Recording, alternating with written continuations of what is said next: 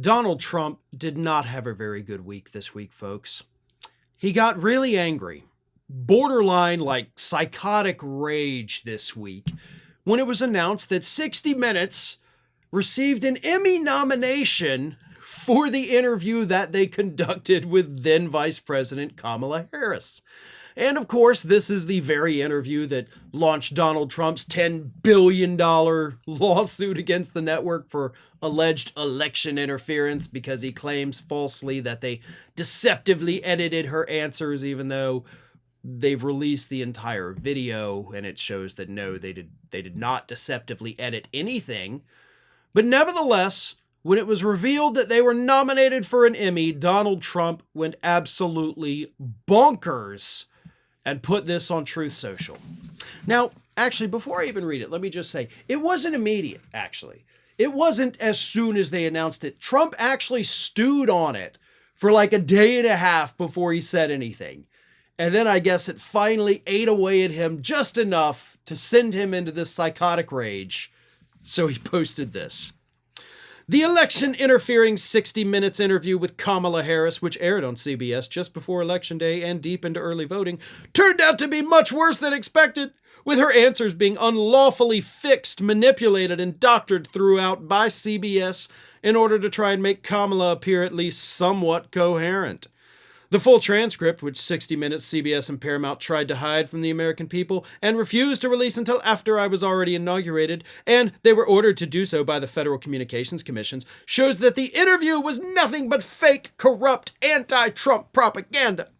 Did 60 Minutes and its corporate parents apply to get an Emmy for an illegally falsified interview? Or did other fake outlets nominate them for this dubious honor? These antics are why the American people have no trust in the press and demand that the media, very much including 60 Minutes, CBS, and its owners, be held responsible for their corruption and lies, which is exactly what we are doing in court. Yes, those are the words of a normal person. Oh, they tried to make her look somewhat coherent, says the man who pretty much has dementia at this point. Like, let's not harbor any delusions about what's happening inside of Donald Trump's head. And let's also never forget why Trump is pissed off to begin with. He's not mad that they deceptively edited the interview because they didn't. And even if they did, that's still not criminal. Like, that's not prosecutable. That's not something you can sue over. This should have immediately been laughed out of court by the judge instead of, like, still pending. That pisses me off, by the way, that the judge hasn't done that. This case has no merit. There are no injuries. You don't have a legal claim. It shouldn't even be in court. Should have been dismissed with prejudice, not allowed to be filed again. But anyway, he's mad for a very specific reason. And again, it's not because they deceptively edited it. It's because on that episode, they called him out. Don't forget, folks, this episode was supposed to feature an interview with Donald Trump and an interview with Kamala Harris. It was 60 Minutes trying to present both of these nominees to the American public. Y'all make your decision which one of these folks you want. That's what it was. But Trump backed out at the last minute. So CBS, 60 Minutes, at the beginning of the episode, said that. The Trump administration had been lying, saying, no, we never even got an invite, this is BS. So they showed the emails that they had back and forth with Trump's people where he initially agreed, and then he backed out. They showed those on this episode, showing that he was a coward, showing that he was too afraid, and they effectively called him out for it and busted all of his lies. That's why he's mad.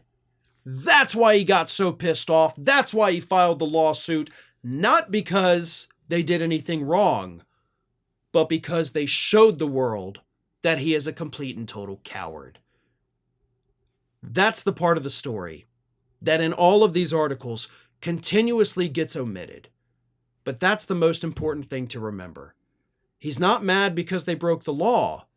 He's mad because they broke his ego. Thank you, everyone, for your continued support of us here at Fair and Balanced, and I want to introduce something completely new. We have now opened up memberships for our fans.